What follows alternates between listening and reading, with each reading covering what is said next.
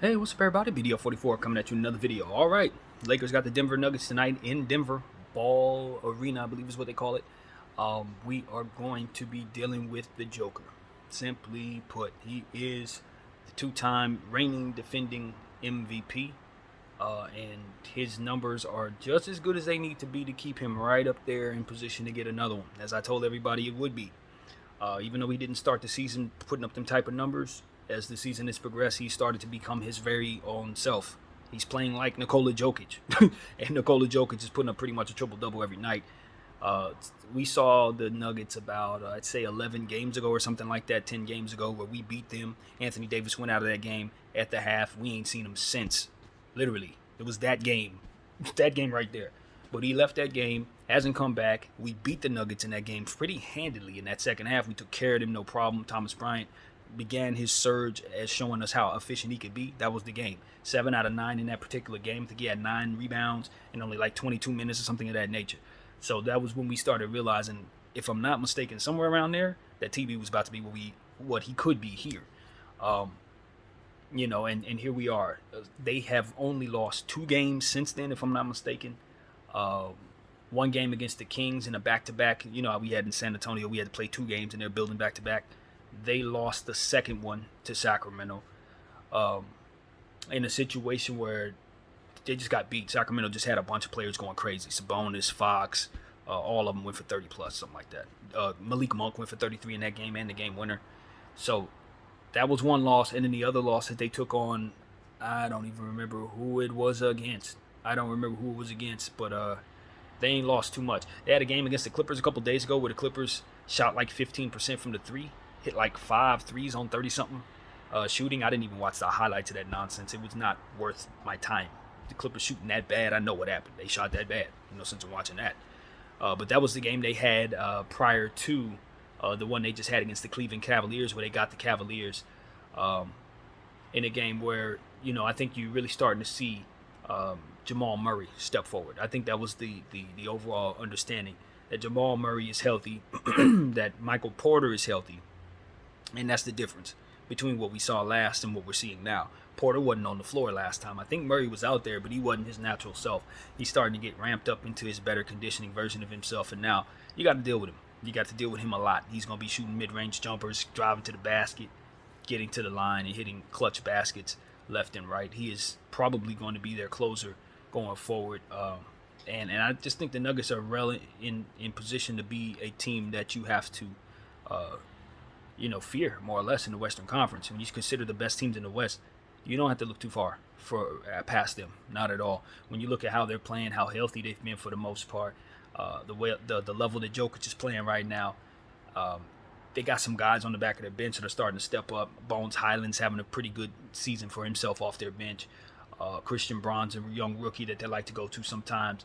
There's been 2 players on this team that I know I've never mentioned on this channel that I saw have been getting some minutes in garbage time. And so, just to be aware, Victor Conchar is a guy that they've been using, has had some good things happen in the garbage time minutes. And Zeke Naji is a player who they've had some solid minutes, solid performances in garbage time. In fact, Zeke Naji had a 7 for 9 game, maybe about 5 games ago. So yeah, I don't expect to see those guys, but since I've literally never mentioned their names, there they are. They're on the Nuggets, and that's what you have to deal with. If they decide to go to those guys, they can do something for them. Um, DeAndre Jordan has had a resurgence. I know I've been following him on IG, and he's gone vegan. And I think it's kind of put some years back on his career. He's jumping all over the place, dunking and blocking shots. He looks like a very good version of himself for this Denver Nuggets team. So you got to deal with him and his size coming off the bench, believe it or not, even though he could give us literally nothing 2 years ago. This year, he's actually a rotation piece for the Denver Nuggets that they're using quite a bit, and he's been pretty solid for them, rebounding the ball and doing the things that DeAndre does. But then the thing that we need to understand is he got his lift back. He could barely put a paper underneath him when he was jumping for us, but he stopped eating meat as soon as he left LA, and now he's jumping all over the place for the Nuggets. But it is what it is, man. The DeAndre Jordan that we knew is no longer. He's a much healthier version of himself, and he's a rotation piece for them. Now, Jeff Green is a player that you have to deal with as well, but fortunately enough, he's listed as doubtful for the night, I believe it is. So hopefully he won't be dunking all over us like he has always been doing. Um, so that's what I'm looking at. The Denver Nuggets, I've mostly talked about the back of their bench, but it's not about the back of the bench. It's actually about their starters. It's about Aaron Gordon. It's about Murray. It's about KCP. It's about Jokic. It's about Porter. You got to deal with those guys. That's what's coming at you. And then off of the bench, you best believe it's Bones Highland. That's the attack. And they're winning games, man. Like I said, they've won probably some, I didn't check specifically, but it's probably somewhere in the last 8 of the last 10 or something like that. So they're a hot team. But the thing about them is we've played them 3 times, and they've lost 2 of the 3. They don't really play well against the Lakers. It's just matchups, man. They don't do well against Bron and AD. Now, obviously, AD ain't going to be out there. But, you know, the way that they are, the way their team is set up, it's almost like built for us to attack them, more or less. It just is what it is. Jokic is a non-athletic center, and we have guys like AD and Patrick Bryant and Bron coming at him. So all that finesse stuff that he's able to do against most teams, it forces him to play defense against us, and it forces him to play a physical game he'd rather not play. And then guys like Russell Westbrook's driving is too fast. We're moving too fast for him. When Russell's on the floor doing all this stuff, he gets right past those guys. They don't have the speed to keep up with Russell Westbrook and LeBron James driving at the paint. So that's what I want us to do. Obviously, it's an altitude game. It's in Denver. We know how that can be. But we got some of the best conditioned athletes in the world, man. So I just expect us to come out there and continue our winning ways. Call me crazy, but I'm arrogant at this point. I don't see teams that are playing better than us right now. They're just not out there. Denver might be one of them, but like I said, we got their number. The same people who are going to be attacking them tonight for the Los Angeles Lakers are the same people that beat them in that game where Anthony Davis went out in the second half, in the first half, rather. This is the same people. Just so happen to have some of those things. The only person that we're missing is Austin Reeves. Austin Reeves was a guy who was able to attack them a little bit in that game that we last saw them in. But other than that, it was Thomas Bryant. Dennis Schroeder didn't have one of those hyper-efficient games. He wasn't playing like DS is playing now, so we expect him to be better. Bron hit him with 30-something, ran past him. I think it was one of those games where Troy Brown had an 0 for gopher. He's not going to be out there tonight. You see what I'm saying? It's the same people who are going to be attacking him. Wenyen Gabriel, I believe, had a pretty good game against that one in Denver. You know what I mean? Lonnie, I don't think, played. So it's more or less the same people that's going to be attacking the Denver Nuggets from that game where we beat them. It's going to be the same ones coming at them now. So I'm really excited about what we can do against Denver. They don't match up well against us. I know it's different when you have Porter and Murray out there. They're significantly better offensively, but they're significantly worse defensively. So we should attack them dudes. A guy like Porter ain't trying to guard nobody. He got a bad back, man. He does not want to have to backpedal nothing. We get in fast breaks and transition buckets, but we can hurt this team. Now, granted, they have players who can shoot off the dribble. A guy like Jamal Murray, you can't give him no space. You can't. You remember how LaMelo Ball beat us at the end of the game with a 30-foot three-point shot? Don't think that Jamal Murray can't do that. He can do that very well. He can do the teardrops, all that. He's one of those elite killers. And we need to understand that there's nothing for him to string together 15, 20 points by himself. He's one of those. He's not quite in that conditioning as of yet. But I'm watching his highlights, and he's starting to get to a point where he's attacking more and more. Give me 2 or 3 buckets in a row, 4 and 5 attempts in a row for his team. So once he starts getting that type of rhythm and that type of conditioning, do expect for him to be one of the leading scorers out there because he's just that dang talented, and he's going to continue to be as he continues to get in better shape. So I haven't forgotten who Jamal Murray is, but he's also somebody that does not want to play any defense. He don't want to play no defense. So you got to put people like Dennis Schroeder and Patrick Beverley in his way and make him somebody who's backpedaling too. You know, that's the thing about this Denver Nuggets team, man. I see some good defensive players. They have them. KCP's down there. Bruce Brown's down there. Bones Highlands plays some defense. Aaron Gordon plays defense. So it's not like they don't play defense. They definitely do. But they don't have defensive players in positions where they need them against us. You see what I'm saying? Their best defensive players are in places where our best offensive players are not. That's essentially what I'm telling you. Tonight, they're going to need Jokic to be a defender. Tonight, they're going to need KCP to guard Russell Westbrook. Tonight, they're going to need Bruce Brown to guard Dennis Schroeder or vice versa. Like, this is the type of stuff that the Denver Nuggets don't want to run into. 9 out of 10 nights, they're not getting attacked the way that we're attacking them because we have strengths that most teams don't have. We're a team that's built around a power forward and a small forward. And most teams build around either guards. You know what I mean? Most of the centerpieces are either guards or one forward, not 2. And so when you consider that our other guys are guards and the main dudes are forwards, that's something that most teams, you know, you're not seeing that every night. You're not going to really see that every night. And if you do see it every night, if you guys pay attention, those are the teams that are really good.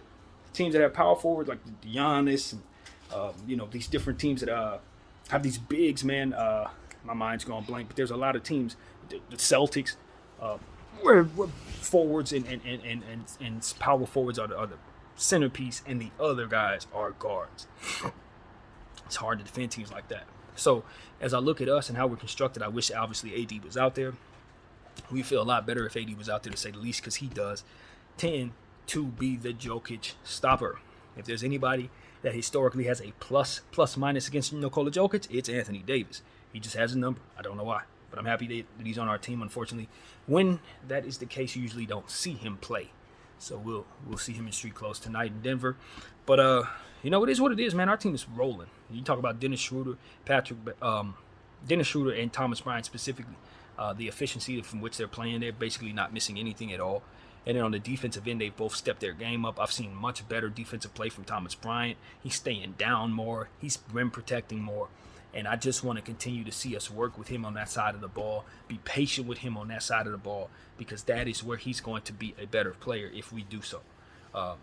Because as long as he's picking up easy fouls and quick fouls like he was prone to do in the past, it's going to be hard to keep him on the floor as much as we're going to need him. So he's going to have to be mindful of his fouls, just like AD. You can't pick up the simple ones. You can't reach, you know what I mean? You're too important for this basketball team. So you're going to have to manage your fouls like a superstar if you're Thomas Bryant and if you're Coach Ham. They have to manage his fouls like a superstar. And if you're not doing that, then you're not looking at this properly, because he's definitely our number 2 option right now. Period. Like literally, period. He's number 2 option. Bron's number 1. Scoring the ball, of course, you want to continue to get him the ball and do whatever it is he wants to do, because obviously he's just Bron. The most important thing for us with him is to just pace. The slower we play, the worse we are, in my opinion. The more we walk the ball up, the less likely we're going to see success in the possession we're walking it up toward. It's all about transition buckets, defense to offense, fast-paced play. And if we're going to do that half-court thing, then it's probably Thomas Bryant we're trying to feed. More Wenyen Gabriel for me is always a good thing. Less JTA in a sense, depending on how he's looking, because he has such deficiencies offensively, just like Patrick Beverley. He's a big Patrick Beverley. You got a lot coming from the defensive end, nothing coming from the offensive end. So if that's the dynamic you want, JTA is the guy you lean on. But if that's not the dynamic you're looking for, then you got to make sure you have offensive talent on the floor, man. I like what JTA does, especially when it's time to double team people, flashing, getting steals and stuff like that. He can help us in ways that most of our talent don't. But he also doesn't do nothing on the offensive end if he's not hitting the 3. And a lot of times these plays will go completely bye-bye once he catches the ball. Just like Patrick Beverley. You will see 5 and 6 seconds go off the shot clock without anything happening, except for the defense honing in on him and forcing him into situations where he has to force the ball out of his hands. Same thing with Max Christie. We just got to get better at having players come off the dribble and having players make quick and swift actions. And if they can't do that on the offensive end, then they're going to have to sit down, because this is a quick pace team we are. We're better when we're faster. I can't stress it enough. Slow booty don't work. It doesn't work. You got to move pace with this team. So that's what we want to do, man. I can't stress it enough. It's pace for the Lakers. The faster, under control that we play, it has to be under control, but the faster we play, the better. I like the way that Russell Westbrook attacks. He's been giving us triple doubles left and right. 6th man of the year. Just sew that up. Give him the trophy now. It's over. He is the 6th man of the year this year. Period. I want to hear nothing about nothing. He's the guy. You got to give it to him, because he's giving us big-time assists. He's basically leading the team in assists off the bench. He's giving us boards, as we used to seeing Russell Westbrook get triple-doubles. So that means you're going to have double-digit assists and double-digit boards from one person every night. Now, whatever he gives you on the scoring column is a bonus. Obviously, you expect a lot of bricks. But he's been hitting his shots lately. He's learned how to find himself once again, making layups and ultimately driving to the basket like he always has. He's gotten comfortable in his own skin once again, and now his efficiency has heightened. His turnovers have come down, and he's mindful of what the tale of 2 halves are, which is something that's really important. If he has a bad first half, he is consciously coming out doing things differently in the second half. That's what we've seen as of late. So I'm excited about Russell Westbrook staying with our team this year, and I don't think we are a better team if we extract him from this unit at this time. I do not. So this is how we're winning, man. LeBron James, Russell Westbrook, Dennis Schroeder, and Thomas Bryant are just playing phenomenal basketball. And teams have not figured out how to stop them at all. Over the last 5 games, there ain't been no stopping them. They're shooting crazy. and because of it, we're able to win without anything really else in the way. We're rebounding the ball well enough, turning the ball over a little more than I'd like to, but not too bad to where it's costing you games, obviously. So we just got to do a better job going forward of taking care of the basketball against the Denver Nuggets team, who kind of has some of the same tendencies we do. They tend to shoot the same amount of threes. We hover around 30 to 36 threes. They tend to shoot that many threes, somewhere around 40% most nights. They shoot well from behind the arc. And the thing about them, of course, that you got to know is that Jokic is going to look to get assists at all times. So crowding him out, it's going to open the play up for him. You can't double team or triple team a guy like that ever. But if you leave him with single coverage, he can go for 50 easily without problems, especially if his three-point shot is falling, which it has been as of late. So that's the thing, man. Jokic is playing crazy ball right now, and he has so much talent around him to where you just have to guess who's going to be the killer of the night. Is it Gordon? Is it Brown? Is it KCP? Is it going to be Murray? Is it going to be Porter? Is it going to be Bones? You just don't know. So you have to take the temperature of this team and then attack accordingly, because it's going to be a guessing game. For the first quarter and a half, you don't know. They have too many weapons, and those weapons can go for big games by themselves. A guy like Bone could string together 15, 20 points, be the reason you lost. You know, even some of the guys on the back of the bench, I look at a guy like Christian Braun. I know he's capable of doing some good things. You know, I know KCP's capable of leading their team in scoring. You know, so it's one of those situations we just got to be very careful. Now, as of late, over the last couple of games, Aaron Gordon has had some dip in his production, so I'm hoping that carries over tonight. Keep an eye on Aaron Gordon for brick shots, because he's having a fantastic season. But he did have a game maybe 2 or 3 games ago where he was the reason they lost. Remember we talked about 2 losses they had? It was that one loss they had where Sacramento went crazy, and it was another loss they had where he shot them out the game. That's it. Those are the only losses they've had. So, yeah, for what it's worth. And even in that game, he had like 10 rebounds, double-digit points, but it was just like a very, very inefficient night for him. And he attempted a lot of shots, and then you could see that they lost the game. That was it. So that's what I want to tell everybody, man. Denver Nuggets are not losing games at all. We need to force them into mistakes, and we need to have big play games from others and from everybody in order to beat them. That's essentially what I'm telling you. If you're not getting one of those 2 things happening from your basketball team, then the result of the basketball game is Denver won over the last 2 weeks. Basically, since they've seen us, that's been the story. So, you know, that's what it is. You know, I'm fairly optimistic we can go up in there and beat them anyway, because I'm of the mindset, if we got your number, we have it. I don't give a damn if you best team in the league, you won 8 straight, 9 straight, nothing. Last time you saw us, you lost. And it's the same people that you're going to be seeing knocking on your door tonight. So as far as I can tell, those are the same people I'm looking at saying, you ain't got no excuses to get this Denver Nuggets team. I don't care what their record is. I don't care how many winning streak they're on. Why? Because we saw the Miami Heat last week. They were on a big-time winning streak. We beat them. You know what I'm saying? And we had come off of a loss against them. We ain't coming up off of no loss against the Denver Nuggets. We didn't beat the Denver Nuggets twice this year. And ain't even February left. So as far as I'm concerned, we need to have a 3-1 lead over the Denver Nuggets. I don't care what building it is. I don't care what floor it looks like. I don't care what uniform we're wearing. If those guys are going against these guys need to be ones winning, because that's what it is. So that's what I expect. I say toss all the information away that doesn't pertain to winning against the Nuggets. Anything that has to do with their record, how they've been winning games, none of that stuff has anything to do with them facing off against these 4 guys, particularly Thomas Bryant, LeBron James, Russell Westbrook, and Dennis Schroeder. If they can't stop them, they're going to lose. And that's it. You know what I mean? I think the problem with the Lakers is they have a little more to offer in terms of if you don't stop them, you're going to lose. So we just got to play better basketball than we've played over these last 5 games to get a victory. And I think there's no reason for us to not. We're on a good stretch right now. We're getting great stuff out of Thomas Bryant. We're getting great stuff out of Dennis Schroeder. Great stuff out of Russell Westbrook, and LeBron James is Bron. And then we're getting enough out of other people as well. Patrick Beverley's played better. Wenyen Gabriel's continued to be steady, playing like himself. And we've just had some good stuff. You know, guys have stepped up in the presence of guys being out and have made their minutes count. I want to continue to see us do what we've been doing in regards to leaning on the players that we have. Max Christie, please continue to give him minutes. JTA, play him. You know what I mean? We don't want to have him completely removed because we need his size and his defense. We just need to use him properly. Same thing with Patrick Beverley. I actually want to see those guys a little more tonight. You know, a guy like JTA's defense might be a little more important against Aaron Gordon. You can force him into some mistakes here and there, maybe. Things like that, you know? So I'm going to be looking for that. Kendrick Nunn. I didn't like how we played Kendrick Nunn the last game. We won the game, but we gave all his minutes to Patrick Beverley when Kendrick Nunn had basically not missed a shot in 2 games. Kendrick Nunn was 1 for 1 in the last game. So you can't give me any real logical explanation for why Kendrick wasn't on the floor, other than the coach just forgot about him, and that's unacceptable. I like Patrick Beverley as much as the next guy. I can't stress it enough. But he's better as a coach for this roster. And as long as we're leaning on the young players, helping them develop, we're a better team for it, man. I can't tell you how much our losing has been directly connected to our coach's affinity for Patrick Beverley. Those two things go hand in hand. Losing and love for Pat. They're one and the same, Lakers. They're one and the same.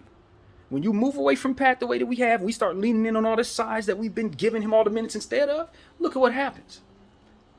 Thomas Bryant's minutes, all these people's minutes, Troy Brown's minutes, all these people's minutes have been poured into that one guy.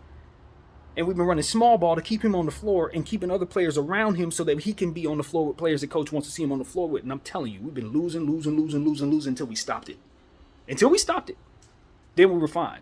But you know what happened in this last game? He leaned on Patrick Beverley more than he should have. And as a result, we had a closer game than we should have. And we almost lost it. We were one bad call away from losing that game. And all the things that were wrong about that game will be on the forefront of our minds. Well, guess what? You follow BDF 44, so those things are on my mind anyway. We did not turn the ball over the way we would like to. We would like to turn the ball over less. And most importantly, some of the rotations could have been better. They could have been better. I know our coach won the game. We're having a great season, but we micromanage him because he's our coach. And I'm telling you, his rotations still have to improve. And if he leans on Patrick, in this game, the way he leaned on him, his sack, Denver's running us out of here. Not only are we going to lose this game, we're going to get blown out. Because of the way that they're playing, the focus level that they should be at, knowing that they're running into a 5-game winning streak team, nobody should be off guard by Thomas Bryant playing well or Dennis Schroeder hitting shots. If you're Denver, you should be expecting that. And that's another thing. Those guys are getting different defense tonight. You ain't catching nobody off guard. This ain't no Eastern Conference team. This ain't no Sacramento Kings. This is a team that's trying to win the championship. So if you don't come in here with the intention of beating a team that's simply better than you, even though you've beaten them already, you're fooling yourself and you're about to get blown out. And mind you, you have beat them twice out of the 3 times. So they are going to want to beat you. They are tired of losing to you. So you got to be tired of whatever the opposite of that is. You've been winning, but you got to be even more frustrated in regards to losing than they are in order to beat them. So that's what it is, man. Bring the hunger tonight. That's what I want to see. We're not on a 5-game winning streak. We're on a 6-game losing streak. That's how we got to look at this. We ain't been playing well. And we ain't beat nobody. The teams that we beat, Eastern Conference teams that are on road trips, they were tired. You know what I'm saying? We Charlotte on a road trip. Heat on a road trip. Atlanta on a road trip. I'm telling you, those games, they mattered. Sacramento at home didn't play their best, but I think that was the most dignified win that we took. And even that, like I said, the officials, everybody's pissed at the officials from now on. So it's like, if you look at the Lakers and say, okay, the winning is what we're hanging our hat on, then you're probably going to come into this game, make some of the same mistakes you made in some of them games, and lost. You need to look at the things you did wrong and improve upon those things in order to win this basketball game. And I do firmly believe that the Lakers are a smart enough basketball team to know that they are still a team with a hole in it.